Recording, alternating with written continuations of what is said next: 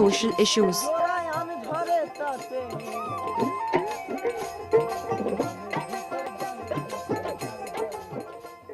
আর এই বাউল হচ্ছে দেহতত্ত্ব, বাউল লীলা তত্ত্ব, বাউল রসতত্ত্ব, বাউল প্রেম তত্ত্ব, বাউল পীড়িত তত্ত্ব, বাউল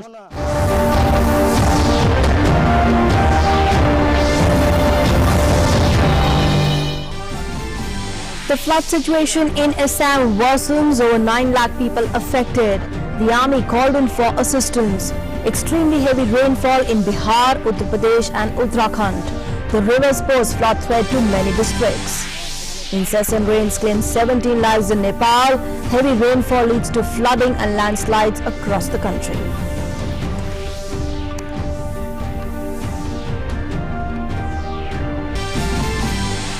Goa Chief Minister Pramod Sawant announces cabinet reshuffle. 4 members from the coalition partner dropped. The new cabinet ministers to be sworn in this afternoon.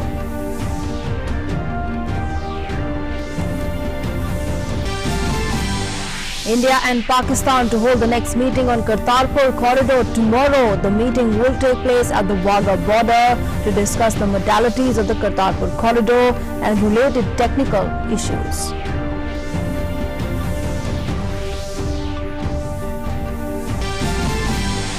In international news, US House votes to curb President Trump's powers to start Iran war. The US lawmakers passes 2 amendments to the House's $730 billion national defense budget, restricting Trump's ability to go to war with Iran without congressional approval. And in sports news, 7-time champion Serena Williams to take on 7th seed Simona Halep in the Wimbledon women's finals. Halep becomes the first Romanian to reach the finals.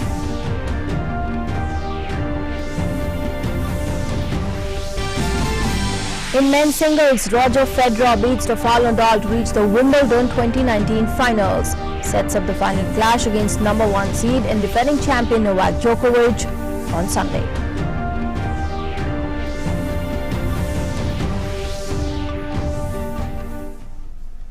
Hello and good morning. You're watching Doordarshan News with me, Nancy Kohli. A top story coming in from Assam, where the flood situation remains unchanged in the state and new areas have been inundated. Nearly 9 lakh people are affected in the recent wave of floods in the 21 districts, even as several rivers are in spate due to incessant rains. The NDRF and the SDRF teams have been pressed into service in the flood-affected areas for search and rescue operation. Presently, 68 numbers of relief camps are operational, with over 7,000 people taking shelter. Food items and drinking water are being distributed among the affected in the state.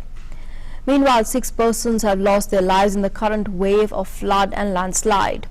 The train and communication between Lumding and Silchar remains cut off due to landslide in the Dima Hasao district, and efforts are on to restore it. An incessant rain over the past 3 days has jeopardized normal life in North Bengal, creating a flood-like situation in the low-lying areas and triggering landslides in the hills. Conditions are likely to worsen in the region, with the Met Department forecasting heavy to very heavy rain till Sunday in the 5 districts of the sub-Himalayan West Bengal, Darjeeling, Kalimpong, Jalpaiguri, Cooch Behar and Alipurduar. Heavy precipitation has also been predicted in North Dinajpur, South Dinajpur and the Malda areas till Monday morning. Due to landslides triggered by continuous rainfall, Sikkim and Dwarza region of North Bengal have been cut off from Shiliguri.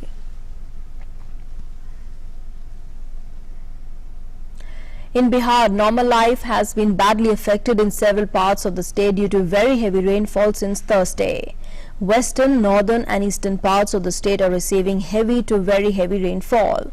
Due to continuous rainfall in the catchment areas in Nepal, rivers like Gandak, Budi Gandak, Bagmati and Kosi are in spate and cross the danger mark at several places. The train services have been suspended on Sitamarhi-Muzaffarpur and Raxaul-Sitamarhi rail section due to submerged rail lines. Meanwhile, Chief Minister Nitish Kumar on Friday reviewed the situation of flood and rainfall in the state. He's directed officials of the Water Resource and Disaster Management Department to keep a watch on the water level of rivers, discharge from the barrage and the condition of embankments round the clock to respond to any kind of emergency. The Met Department has issued a red warning for heavy rainfall in these districts for the next 2 days. In Uttar Pradesh, rains lashed eastern and western parts of the state as the water level in several rivers neared the danger mark. At least 14 persons have died in the state in the past 9 days. The Met Department has forecast heavy rains at isolated places in the state. And let's now go across to our correspondent Salman Haider, who's joining us from Patna this morning to get us an update as to how really the weather is this morning and of course for the rest of the day today. Salman, good morning. What prediction for today, and has the rain abated a bit? Has normal life, trying to get back on track? It has not abated till now and is still raining. There is intermittent and regular raining in the catchment areas of all major rivers here. This has caused sudden spate in almost all the rivers, including Kosi, Kamla Balan and rivers of Adwara group. They are all in spate. At several places they have crossed the danger mark. This is the situation. The weather department says that there is a low pressure area over the Bihar, and the rain may continue for next 48 to 72 hours. Yes, Nancy. Okay. So what more measures, what more preparatory measures on the ground have been put in place to deal with this situation? Of course, the rains are likely to continue for the next 24 to 48 hours. Actually, the administration has started evacuating the people from low-lying areas. The situation has worsened in Muzaffarpur area, where the pontoon bridge has got broken, and arrangements of relief camps are being made in public buildings and schools. SDRF is also in alert mode. Fortunately, there is no loss of life has been reported yet. But situation may worsen as the rain is continuing and the water level of the rivers are continually increasing. Nancy. Okay. All right, Salman, thanks very much for joining us for the moment and sharing those inputs as far as, of course, the rains are concerned there in Bihar. Thanks very much. And in Nepal also as well, at least 17 persons have been killed and 6 others are missing due to incessant rains. According to the Nepalese police, 14 persons have been killed, 7 injured and 6 others are missing due to continuous rain in various parts of the country since Thursday. In the capital Kathmandu, 3 persons were killed when the wall of a house collapsed at the Mulpani area. Nepalese Prime Minister KP Sharma Oli has expressed deep condolences to the bereaved families who lost their family members in the flood and landslides triggered by incessant rainfall. Meanwhile, according to the Meteorological Forecasting Division, widespread rain is likely to continue in the country. There are chances of heavy rainfall at a few places of the eastern and central regions and at 1 or 2 places of the western region as well. Very heavy rain is also likely to occur at 1 or 2 places of the eastern and the central Terai and hilly regions. Our correspondent from Kathmandu, Rajkumar, is joining us this morning. Good morning, Rajkumar. Any let-up, any relief in the situation there in Nepal? Of course, we know that it's been pretty bad with the incessant rainfall, also flood and landslide taking place across the country. Good morning, Nancy. As you said, the weather is still, there is a rain is continuing for last 3 days, and there are many places, national highways have been blocked and places have been flooded with the water. So now situation is almost same. There is no improvement. Even in Kathmandu, capital Kathmandu, rain is continued for last 3 days. There were 3 people died due to wall collapse in Kathmandu itself, and many areas have been flooded with the water. Prime Minister KP Sharma Oli himself is monitoring the situation. He has tweeted last night and he expressed deep grief on the loss of lives due to this natural calamity. And still, as per weather department, the rain is likely to continue at least till Sunday, till tomorrow. So and many, especially in Tarai areas, many rivers are just few rivers have crossed danger line, and many rivers, the water is continuously increasing in the rivers, and people have been warned to be very alert. Nancy? Okay. All right, Rajkumar, thanks very much for joining us for the moment and sharing those inputs. We'll of course keep a track of developments on that front with you. Thanks very much. Moving on now, the Goa Chief Minister Pramod Sawant will reshuffle his cabinet today, replacing 4 ministers. He said in Panaji last night that the swearing-in ceremony would be held at 3 in the afternoon today. 10 Congress MLAs had on Wednesday joined the BJP, increasing the strength of the party to 27 on the floor of the House. The Chief Minister said that the 3 members from the coalition partner, the Goa Forward Party, and an independent MLA, Rohan Khonte, would be dropped from the cabinet. He refused to name the MLAs who would be inducted, but said all the 4 would be from the BJP, with 3 of them from the legislators who joined the party on Wednesday. It would be the second cabinet reshuffle by Sawant since he took over as the Chief Minister 3 months back. And let's now go across to our correspondent Shishir Shalar, who's joining us from Panaji this morning. Shishir, good morning. A lot of developments taking place in Goa, in the past week, and of course, important development again continuing today as well. The cabinet reshuffle that's expected at 3. Well, more or less, we know who's going to make it to the cabinet, but still, a lot of eyes will be on who finally makes the cut. Well, absolutely. This is one of the important political development in Goa's political scenario at this point in time here, because after 2017, BJP has got a clear mandate. BJP has got the number basically, because 21 is what the majority number for the assembly to make government here. Currently, BJP has 27 MLAs in the party, and that's the reason at this point in time they don't need support from the allies, because in 2017, when BJP formed a government in Goa, they needed support from the allies partner also, and that's the reason that time Goa Forward have given a support to BJP along with the Maharashtra or the Gomantak party. Both of them have given support to BJP along with one of the independent, that Rohan Khonte, you just name it. So these people have supported, and that's the reason they've got ministerial berths in the cabinet, that during the first regime here. But later on now, when we see the political development have changes here, and now the strength of BJP is actually increased from 50 to 27, and that's the reason accommodate those legislators who have entered in the party. That's also a very important thing, and that's the reason BJP has decided to allocate the ministerial berth to those legislators who have joined the party recently. And that's the reason 4 names basically is in run-up right now. The first name is, of course, the Babu Kavlikar. The Babu Kavlikar was the leader of opposition in Congress, who have now joined the BJP. So he will expected to get the ministerial berth here. Along with that, the BJP, one of the old New York, who actually associated with the BJP, and also deputy speaker. He was the deputy speaker in the House also. Michael Lobo, he also expected to get a ministerial berth here, along with the other 2 also there. So obviously the numbers may go to the 4. That's what we got to know at this point in time, and we have expected list of the MLAs who will get the ministerial berth in Goa Assembly in today's reshuffle. Sure. Okay. All right, Shishir, thanks for those inputs. We'll of course keep coming back to you, and of course all eyes will be on the cabinet reshuffle that takes place at 3 this afternoon. And moving on now to the uncertainty in the Karnataka political crisis, well, that mounted on Friday with the Supreme Court restraining the Speaker. The Chief Justice-led bench directed the Karnataka Speaker, K.R. Ramesh Kumar, to not take any decision on the fate of the rebel MLAs, be it their resignation or disqualification. The bench headed by Chief Justice Ranjan Gogoi posted the petitions filed in the matter for further hearing on the 16th of this month. Meanwhile, the budget session of the Karnataka Assembly also began on Friday, and day 1 saw the Chief Minister H.D. Kumaraswamy seek a trust vote. He asked the Speaker to fix a date for the trust vote. Kumaraswamy said he is ready for any outcome. The Speaker referred the matter to the Business Advisory Committee, and the House was adjourned till Monday.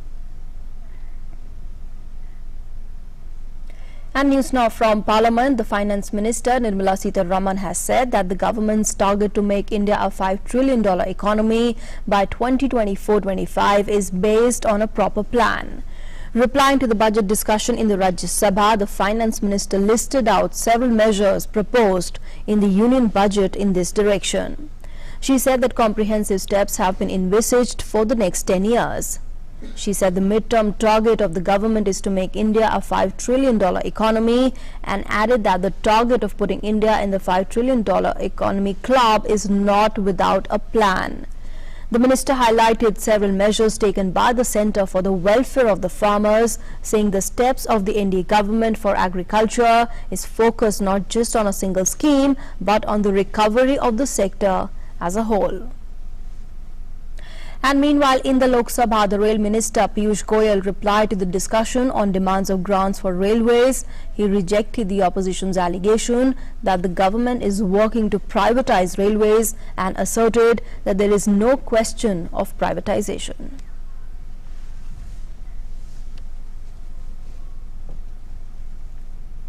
And let's now go back to our top story, that in fact the Karnataka political crisis, the uncertainty there in fact mounted yesterday, like I said earlier, with the Supreme Court restraining the Speaker. Aisha Khanam is now joining us from Bengaluru this morning. Aisha, good morning. So what's in store really, because a lot of drama, twists and turns we have been seeing for over a week now. What's in store now today, and of course on Monday the budget session will reconvene, will resume, but what's likely to happen over the weekend? Good morning, Nancy. Well, the weekend seems to be a busy weekend for the rebels and for all the other MLAs, because all of them are lodged in different resorts, and some rebels are in Mumbai and they are on a sightseeing tour in different locations. And on the other hand, some of the MLAs in Bangalore are also in resort.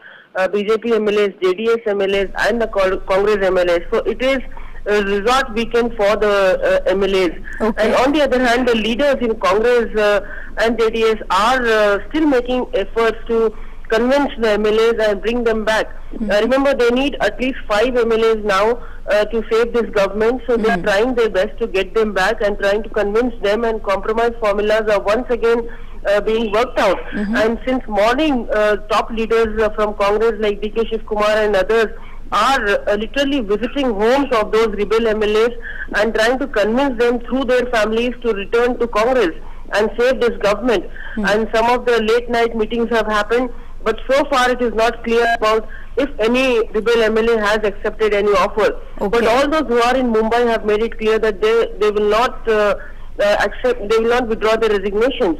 So Monday will be the day where all eyes will be on the Speaker once again to see on what date he will decide for the confidence motion in the House. And also perhaps he will give the date 17th July, and then it will be a big challenge for Kumaraswamy to prove his numbers on the floor of the House, though he is trying to project an image that he has the numbers, but the BJP is confident that BJP has the magic figure and the BJP will be in position to defeat this confidence motion.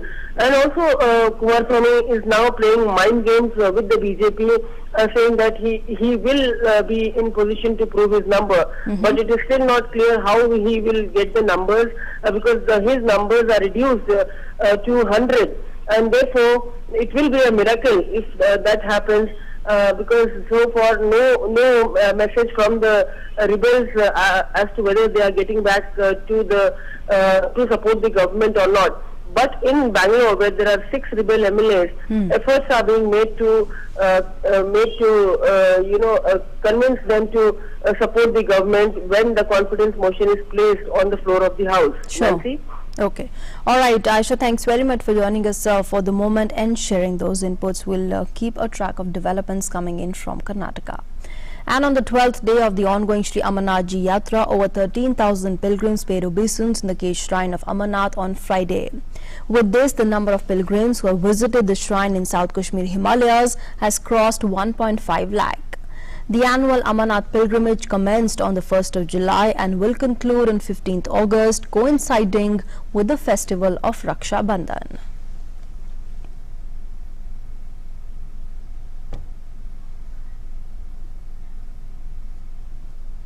The Press Council of India has invited entries for National Awards for Excellence in Journalism 2019. The awards, carrying a cash prize and citation, will be given in 8 categories. Information and Broadcasting Ministry in a release said that the details including procedure, eligibility, criteria and the entry form can be accessed from the website of the Press Council of India. The awards have been instituted to recognize outstanding contribution of journalists, photojournalists of the Indian nationality in print journalism. They are given on the occasion of the National Press Day on 16th November. Moving on now, Meghalaya created a history by becoming the first in the country to have a water policy after the state cabinet approved the same. The draft water policy 2019 will be notified by the government soon. The draft state water policy aims at addressing issues concerning water crisis and how judiciously use and protect rivers and other water bodies in the state. Chief Minister Conrad Sangma has said the government aims to manage the water resources better. Emphasizing on the importance of rainwater harvesting, Sangma said it would be soon made mandatory to have mechanism to have the rainwater harvesting systems. The government will also have an updated information database on the number of flowing rivers, springs, underground water and other sources. The number one is about the draft Meghalaya State Water Policy 2019, and we did have a detailed presentation made by the officers,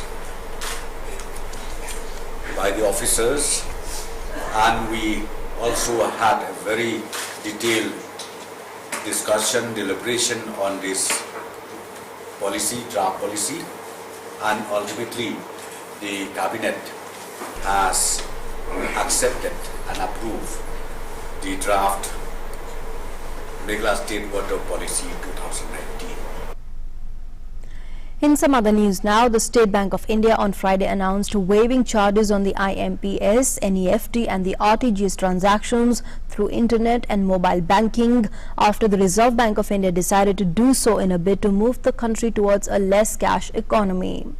While the waiver of charges for the NEFT, RTGS transactions for YONO, internet banking and mobile banking came to effect from the 1st of July, the IMPS charges will be waived on all these platforms from the 1st of August.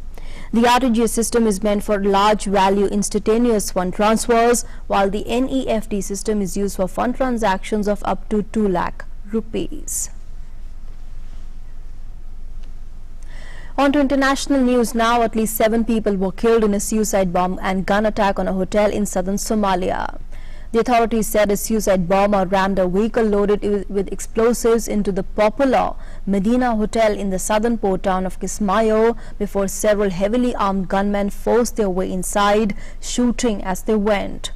The attack is the latest in a long line of bombing and assaults claimed by the Al-Qaeda-linked group. And in Afghanistan, at least 6 people were killed and 14 others injured when a suicide bomber attacked a wedding ceremony in eastern Afghanistan. The Islamic State group's Afghanistan affiliate later claimed responsibility for the bombing in Nangarhar province close to the Pakistan border.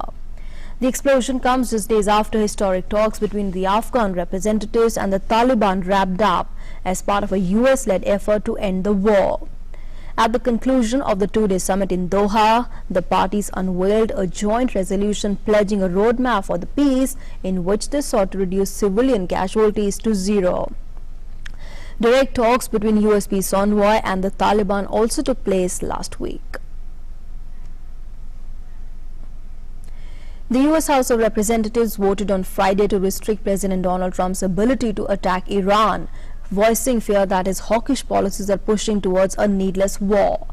The Democratic-led House approved an amendment on a broad defense bill that would prohibit funding for military operations against Iran unless they are in self-defense or explicitly approved by the Congress.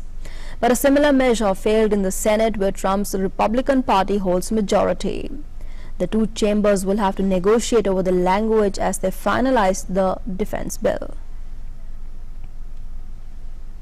Moving on now, the US regulators have approved a $5 billion penalty to be levied on Facebook to settle a probe into the social network's privacy and data protection lapses.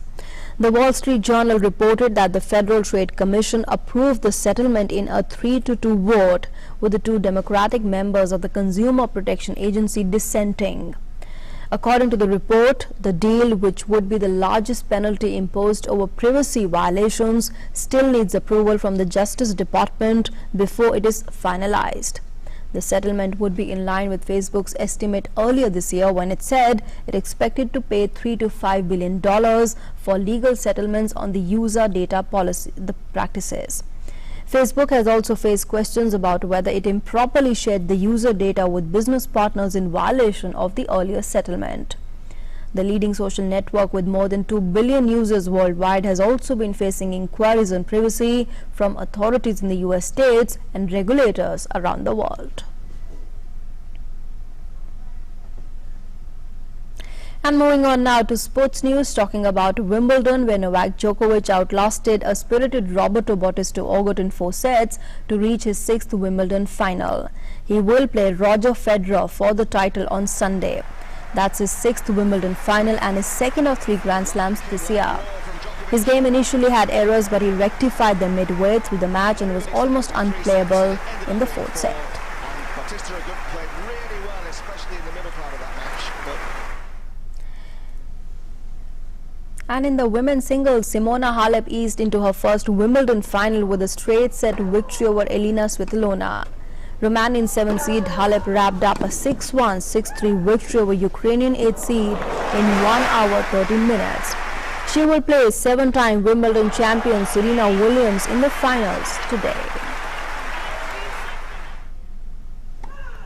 Serena Williams made light work of Barbora Strykova to reach the Wimbledon final and stand 1 win away from a record-equaling 24th Grand Slam title.